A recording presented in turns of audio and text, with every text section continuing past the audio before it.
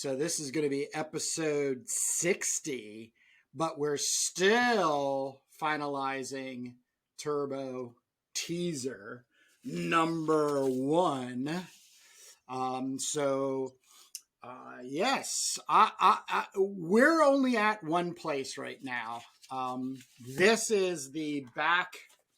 This is this. This will be replaced by this. And by the way, thank you very much for supplying this, Jake. I have put us on a time date stamped June 2023. This is the 29th. Happy Memorial Day of May. And, so we actually get something done. Excuse me. I should say more like completed. Because one of the things about being a creative or just a person who is on their own working is we always end up in a place where right when you're getting to the end, if you don't have a deadline, you can keep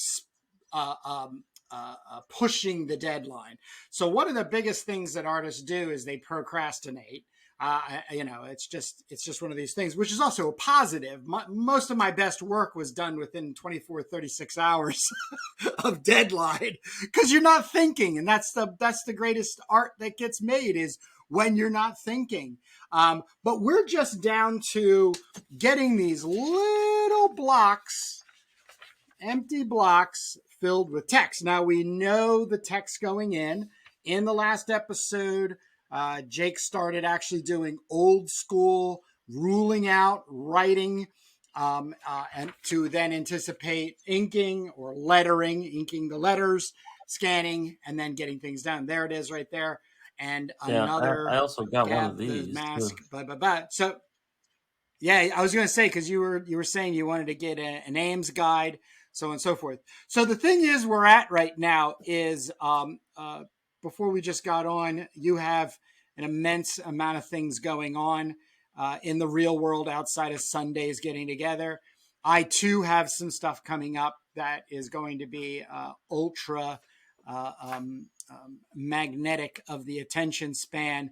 So this is where I just want to come out and say, I believe what we need to do, and I need you to do it, is to give me a Word document of the first 6 pages of the type that's going into these blocks, because there are a couple of areas where we made some assessment of rewriting. You had already done that. Some additional blocks where we'll put that in. I'm then going to cut some time out before I go down the rabbit hole of some new things that I have going on in my real job to kind of just do the old school Photoshop texting. Does not mean the original is going to be put out. It just gives us the spacing of the text in the blocks, and then whether it rings well in the flow. So next episode, I would hope to have that for presentation. And then we can then go to inking part. So what say you, Jake?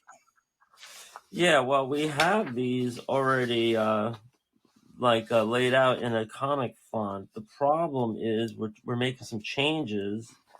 But this I guess a lot of this could be used. You're going to just type it into a new comic font because you're gonna give me a Word doc. You're gonna send me a Word doc, page 1, panel 1, narrative box number 1, and then the text that would go into it. And then I will Photoshop mock up the text. And then I'm going to print out, because I now have the back matter completed. I'm just doing some touch-ups right now. And then we will be able to print out our third version of the turbo teaser, our first turbo teaser. I just think we need to get ahead of the game, as well as completely respecting the fact that we both have things going on what we finally refer to as the outside world. Yeah, well, it sounds like an extra step, because I'm already planning to hand letter those things. I just need the time to do it. But if you're going to computer letter it and then put that in, and then we're not even going to use it in the final, I'm wondering if that makes the most sense. Well, the way I letter my comics is, and here's a good example, is that all of this down here was just a font that I then had placed onto your graphic that you supplied. And then once it's printed out, I hand letter it. So I just use it for the spacing, the leading, but then I just freestyle. Now, the legibility of this is obviously in question, but it's really just to have as, some reminder material. When it gets down to, just having, the text there, and then all you have to do is just take the art out. I decrease the opacity for the text, and then just go ahead and print it out, and then I just ink the text, and then I scan it back in, and then it does a layover. So the whole work will be 99% digital free. It'll all be by hand. The other 1% will probably be some things where you and I were talking about possibly getting in some reverse text, like black blocks with white text on it, Right. just for Yeah. placement issue. But I think we need to get up to that.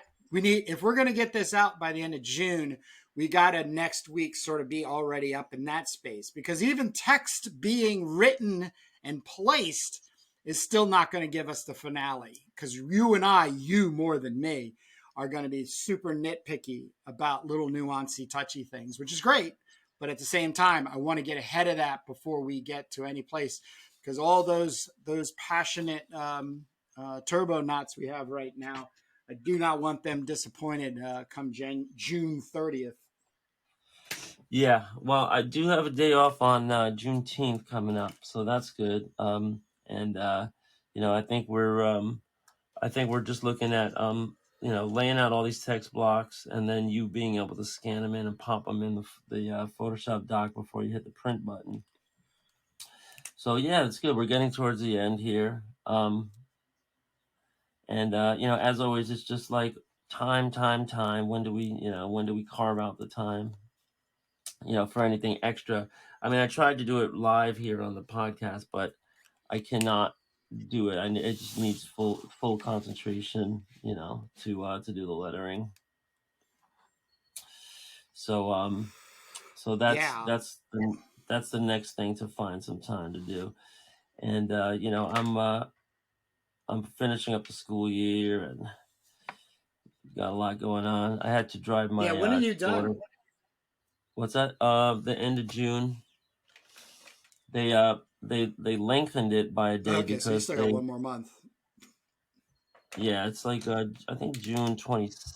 It used to be June 26th. Now I think it's like June 28th or 9th, because they stuck the holiday in there, Juneteenth, and all they're doing is just extending the month, and in June, if anybody remembers what's going on in schools, there's not a lot of learning going on at that point. It's a lot of like field trips and movies, and the grades are already in. If the kids only knew how early the grades went in, they would change their behavior, I'm sure. But especially eighth graders. But those are kind of like it's a very weird thing to stick a holiday in on June 18th or 19th, only to tack another day on the end, when everybody's trying to start their summer. But that's what they did in their infinitesimal wisdom. Yeah. So I do have that June 19th Monday coming off, and of course today's a holiday. So um, if I don't have it, like I had to do an airport run yesterday, or a cruise run actually, but same thing next Sunday. So I got family obligations. We all do, and it's just finding the time. But I'm glad that we're here and I can make progress here on a Turbo page, regardless, because as long as we're moving forward. I'm over here working on issue 2, page 15, and we'll catch up with the rest of the book when we're done with the teaser, and dive right back into where we were. So that's all stuff to look forward to. And as far as promoting it, once we have that thing in hand, there's so many conventions coming up. Looks like the convention circuit is back up and running.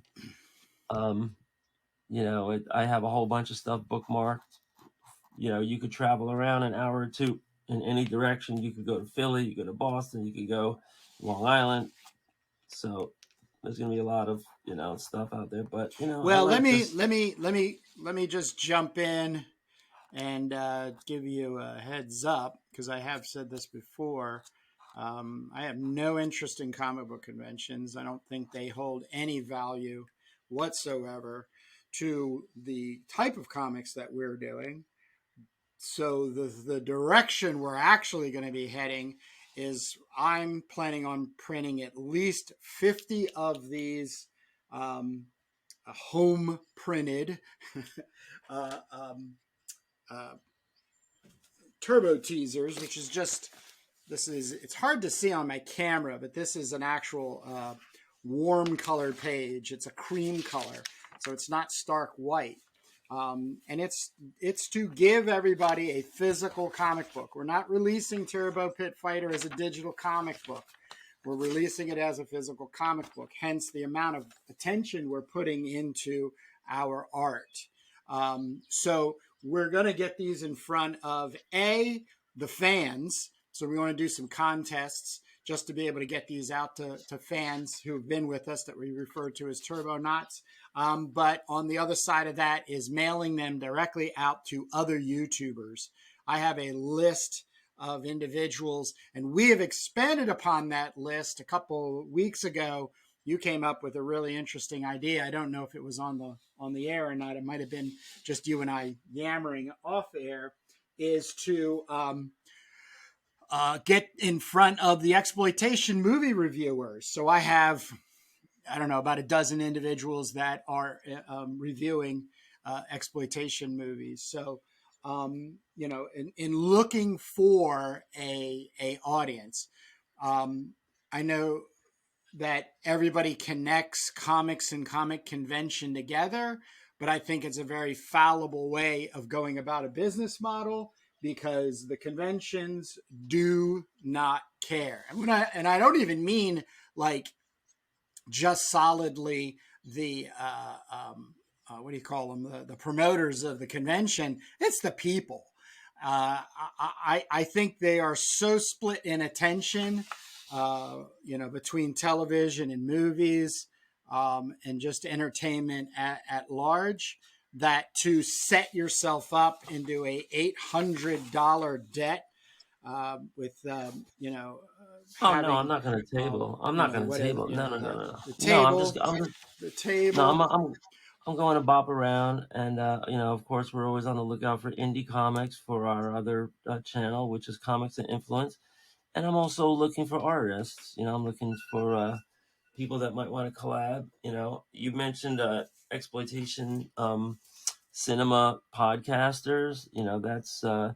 That's kind of in line with our Turbo comic, but we also have the other comic that we're writing, B Movie She Devils, which is a little more directly related to the B movie scene.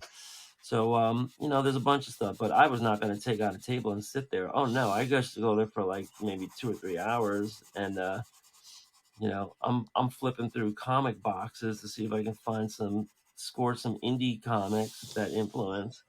And you go around to tables and you see if there's any artists that might be a good fit, and what they're doing. And sometimes you talk to people, just someone just holding a portfolio case, and you just end up talking to them. And I'm doing the same thing. So you never know what's going to happen there. But the idea of spending a whole weekend on a comic convention is like, no, that's not in the cards just yet. Yeah, other than SBX, which is down in DC, which you and I have talked about, which is a tough time for you to get down because school's getting started. I really think that's the only comic book convention worth even attending. Um, as looking for other like-minded creators. I think I might have said this pretty emphatically on our last episode, but you know, the Marvel and DC movies are not connected to comics. That does not, because you're really really into. I actually just watched a podcaster that was going on about how all the pricing of CGC books are dropping drastically by 70 to 80% because there is so much of this MCU, DCU bullshit that's just flooding the market that nobody can pay attention or directly have the time to increase the value of the comics. So at best, the comics end up being floppy, hand printed or not printed and digitally distributed promotional material, but nobody's making, and very few people are making that transition the way we used to.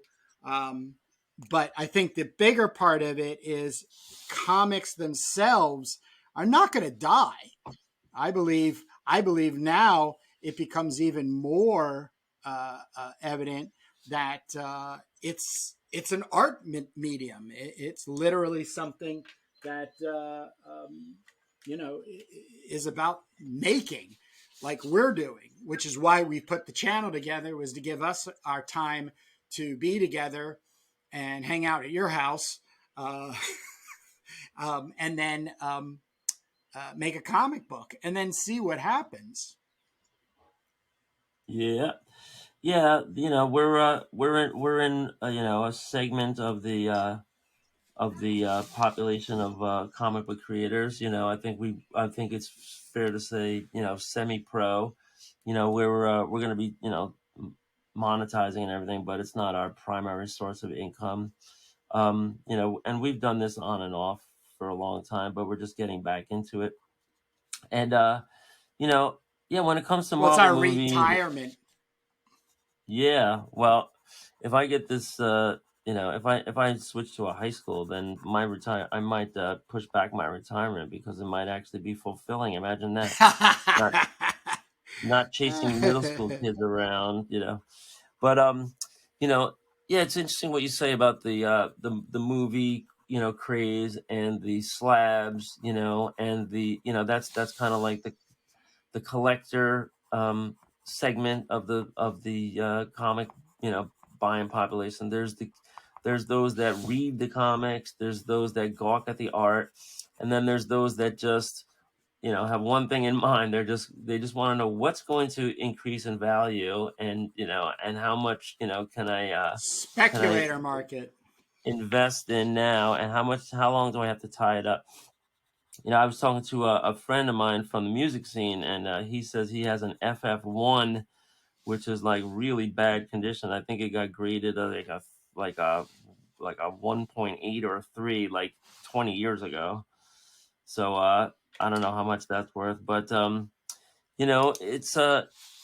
it's literally old paper that's rusting to bits, that's crumbling to to bits.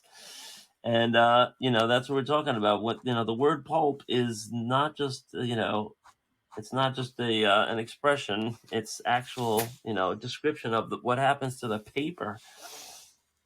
So there is there's a ton of new Marvel movies coming out, and so box office is doing through the roof.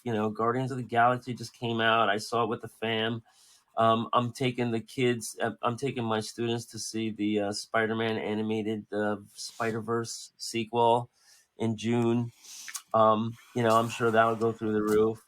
But it's just a whole new day. It is very, very separate from comics. You don't have people buying comics and reading comics, in the same numbers that are just going to these movies.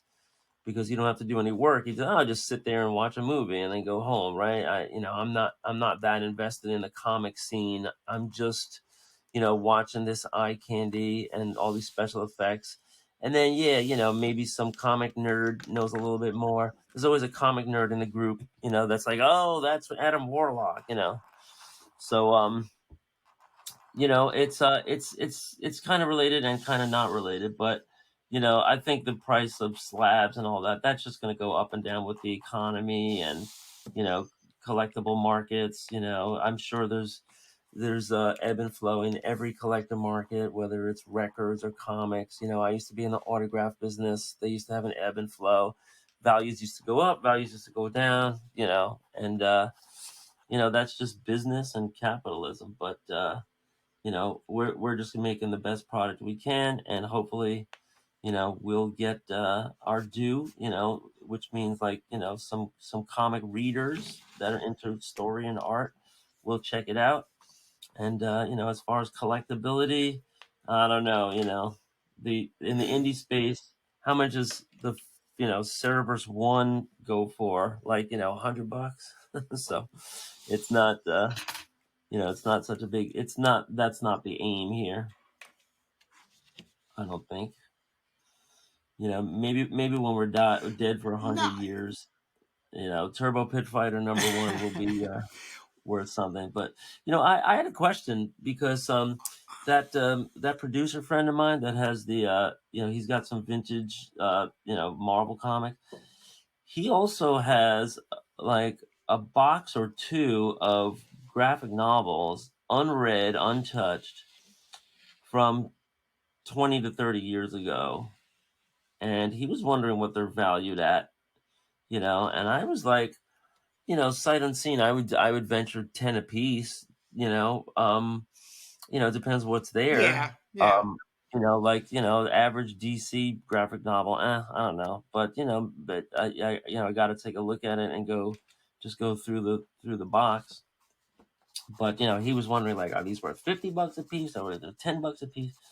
So I'm gonna help him, work through those stocks. If I do eventually have a table at a con, I'll probably put a box out of those. But I could also just put it out at a record fair, because I do record fairs too sometimes. So we're doing a record fair in October, and you could just bring comics to a record fair. There's no problem with that. Anyway, do you have anything new on your rundown? I asked you about your week, and you told me you have some irons in the fire for your other ventures. But we always talk about comics and the exciting history of comics and the potential present and future of comics. But I was uh, I was Well, thinking a few. Yeah, the thing go ahead. I've What do been you got? working.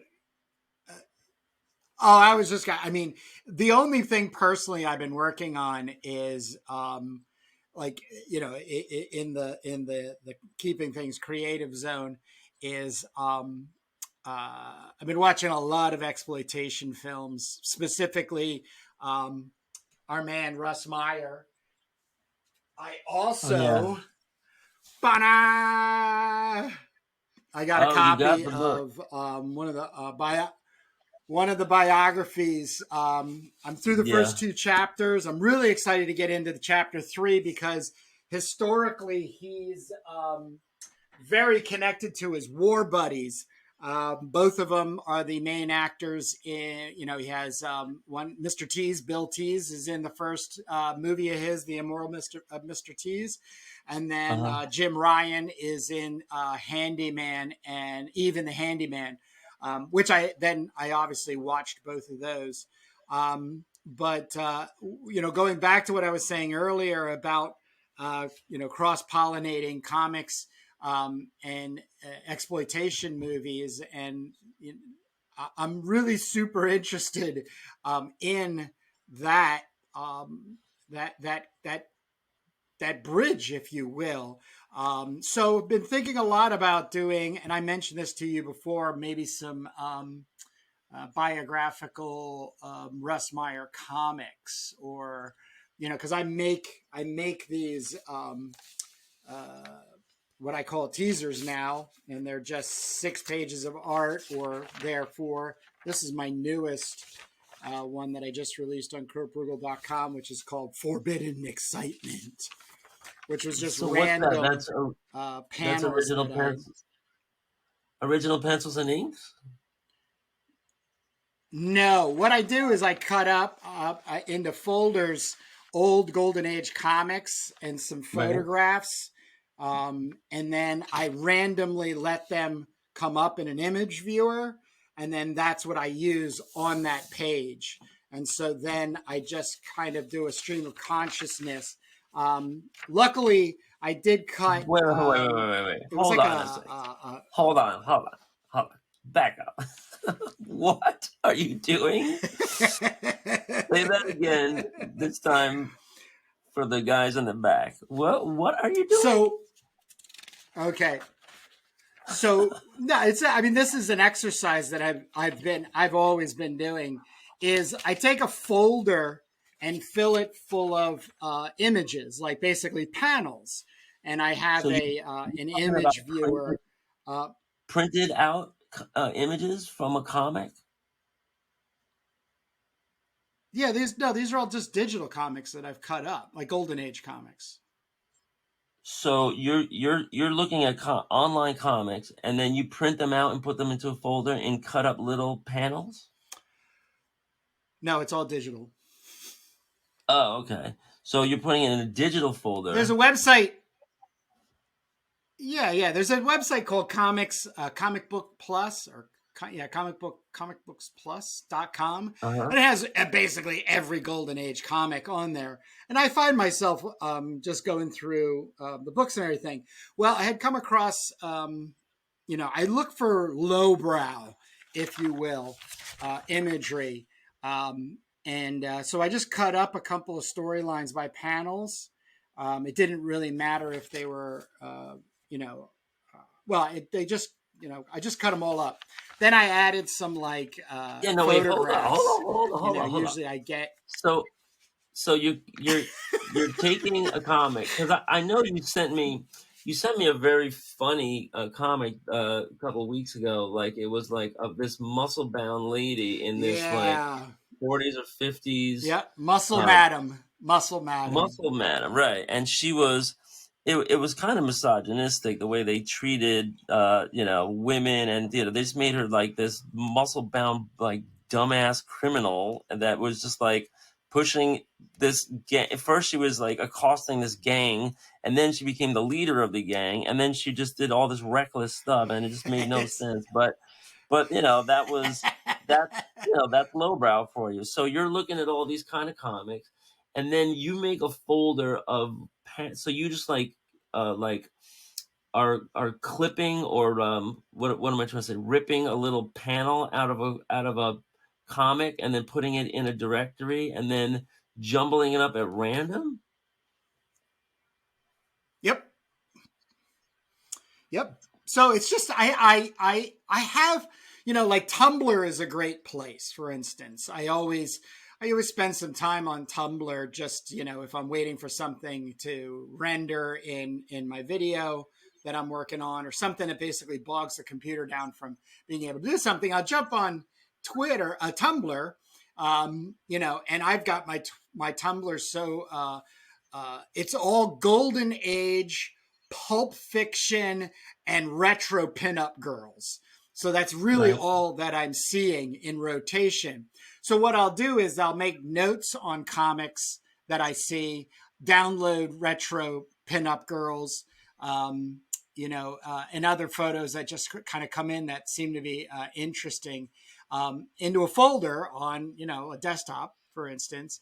And then I have Yeah. a an image viewer that I can press a key once that the image, I open up the folder in it, and then I can press M, and then what happens is it just randomly generates an image. So all I do is I sit there, I have a pretty large monitor, and then I just start inking. There's no pencils that were, I did no pre layouts. This is all freehand. And the thing was this is kind of creepy in a way, but uh, I was working on this. I started working on this last year, and I was totally obsessed with Kim Jung Yi, who was this Korean fella who just drew. He just started on these big walls, and it just started drawing.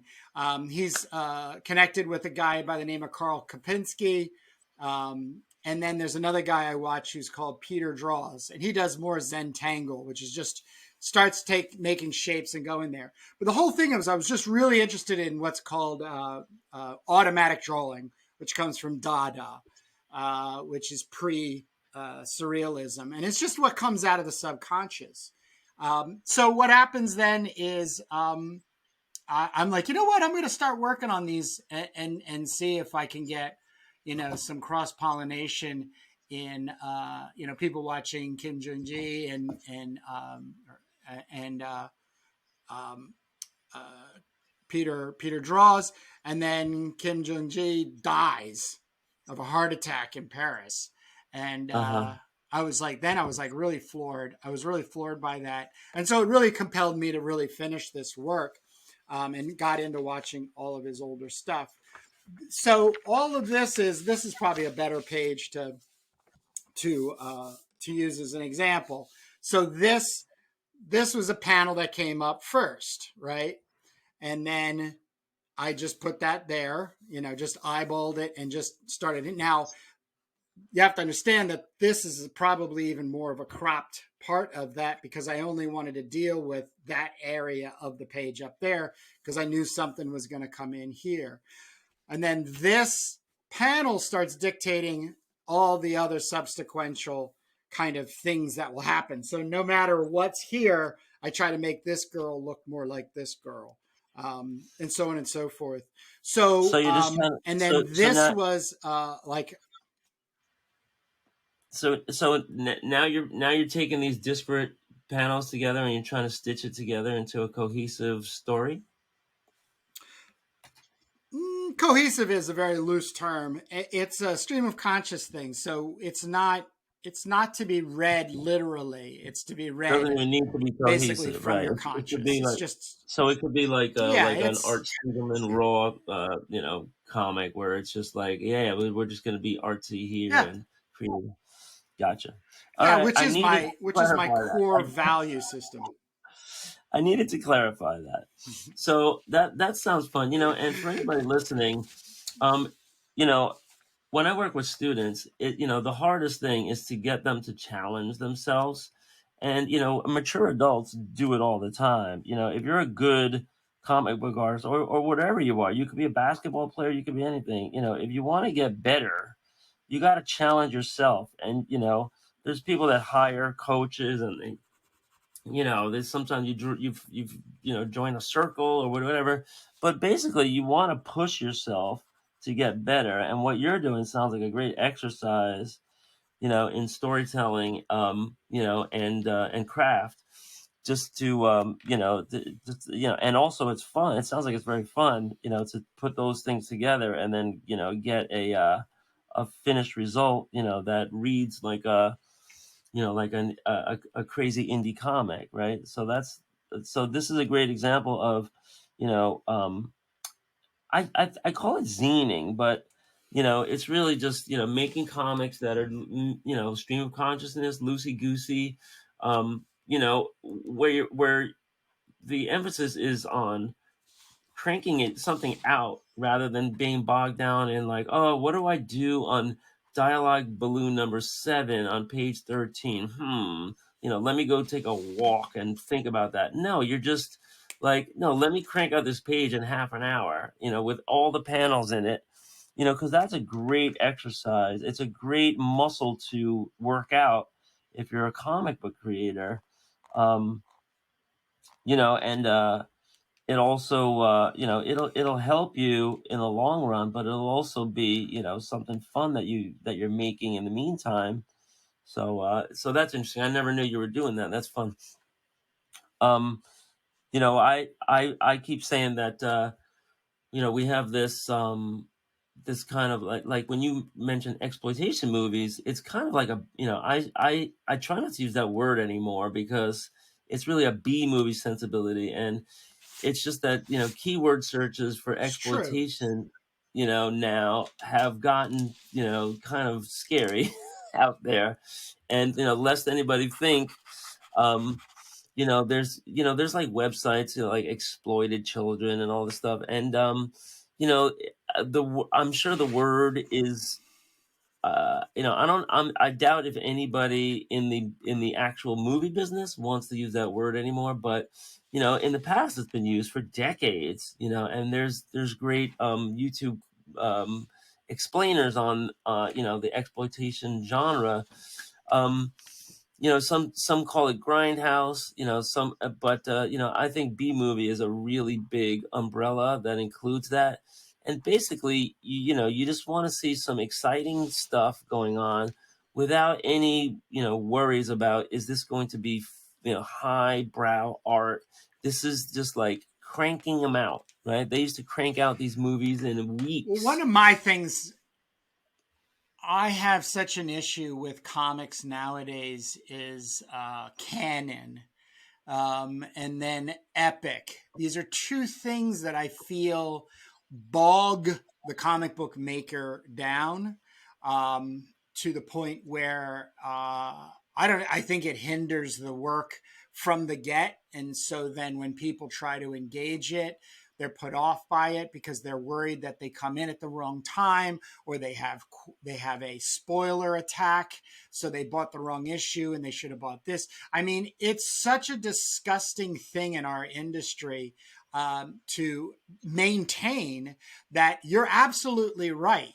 It's way more interesting to find things that are, and here's a spoiler. When we do our comics that influence, I'm not going to open this up, but this is an anthology magazine from like 1982. This is Kent Wow. Williams, which I'll flash up a couple of his paintings. One of his paintings. This is one of his first jobs as a comic artist.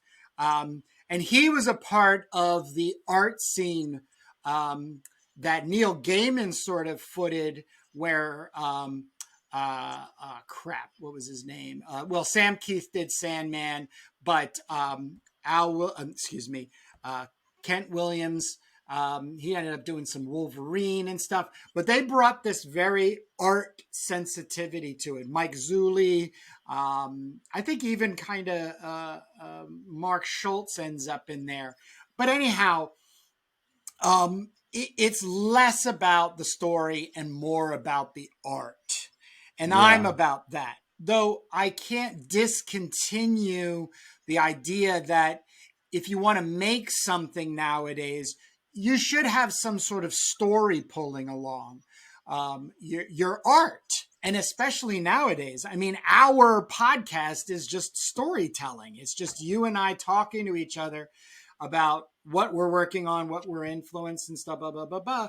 But it's really pulling together all that we're experiencing as have experienced and will experience as comic book artists, but more importantly, where we're going. So, I think it's one of these things where there's a lot of people out there doing it. And I just think, and you brought up a better identifier, zine.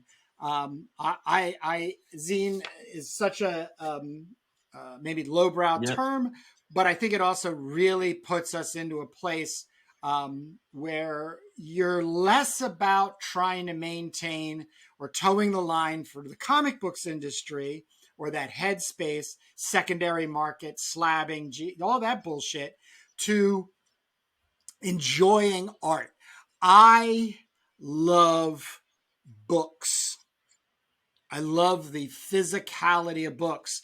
Like, I could have just gotten Big Bosoms and Square Jaws, the Russ Meyer biography, as a Kindle book and read it on my iPad. But I love the physicality of moving pages along and stuff. And to see or have something illustrated is just a bonus to me. And so I Yeah. have been personally working towards something more artifact. driven. And whether it has any secondary value down the road is one thing. But I think where we're heading technologically, this skill of being able to draw on paper, and as I was describing with Forbidden Excitement, just put a line down and then start working without hitting Control Z is going to be not only lost for a huge amount of people, but it's going to be sought after as a process, a creative process ability that will cut you out from the others when you're out looking for work. So, but that's just my rant. Yeah, yeah, interesting stuff. The zine, the also one of the um, I guess tenets of zining, if I can make it into a verb, is it's like you're free. You're completely free. This is free expression. Like this is handmade stuff that's going to be duplicated on a photocopier. And you can just put anything you want in it. So it went along with, it was after the underground movement, but it was, right around the same time that, bands were doing the DIY music and, and posters and then here comes all these music reviewers, right? And it was a space where you could just be a fan and you could all of a sudden, just make your own reviews of bands that you go out and see and put that in a zine. And then, that zine circulates around other fans and it actually becomes a thing. The hip hop magazines all started as zines. A lot of professionals started, making zines, and it's just a form of expression with a not too much filter in between the creator and the print button, no gatekeepers at all. And when it comes to comics and the line between comics and zines, it can be very blurry. I bought this at a comic convention. This was a high school kid, that was doing some wrestling chick, and these little cartoon stuff. And you make these himself. You staple them yourself. You cut them yourself. You do everything yourself. And they go out, and they're in some bookstores. Like I was upstate a couple weeks ago, and they had a zine corner in a bookstore. And I don't know if they were charging for these things. This was up in New Paltz. I also, was up in Ithaca, and there's some like, hipster bookstores where they just have a zine corner. And I don't know if, these things are free or whatever. Like some of these things are tattered and old, they're curling up, but they're there, and people keep making new ones, and there was music ones, and there was art ones, there was poetry ones. So it's a beautiful thing, especially as a teacher. I would love to do an after school club for zines, and just like, because you could throw anything into a zine, right? It could be music and art. It could be, band reviews, movie reviews. It could be poetry. It could be cartoons. Um, I think zines is a really powerful form of expression. And, it's been around for maybe like around maybe 30 years now, and, you know, it, it's definitely a stopover on the way to being professional anything, right? Whatever business you're in. So Yeah, yeah. Well, we're coming okay. around the 45-minute mark, so we're going to let these good people get back to reading comics, making zines, finding zines, reading zines, or even books. But we want to thank finding your everybody for finding your joining own us. voice. Yeah. Exactly. But yeah, we're making our way to have our first. Um, I call it a teaser, zine, or whatever you want to say. So please be on the lookout, and then when it comes about, support us. And part of that support is in our community tab. So we have a community tab here on our YouTube channel. When you go to the homepage, you'll see it up there below the banner. I put polls up every day, questions, announcements, but more importantly, give you the ability as a reader of comics and a fan to let us in and help direct us in things. And we are finishing this episode up to then head into episode 15 of Comics That Influence. And I will be showing off this Yeah. very, very, very. Show off. Mr. It's got Show Boris off over Vallejo, here. Charles Vest, George Pratt. So this is going to be this one's going to be really great. So other than that, that's all I have. Jake, what do you have for these good people? Nope. Let everybody go check out our other channel, and hopefully you're drawing and doing something while you're listening to us go on. But be productive. That's all I got to say. So be good. Cool. Later.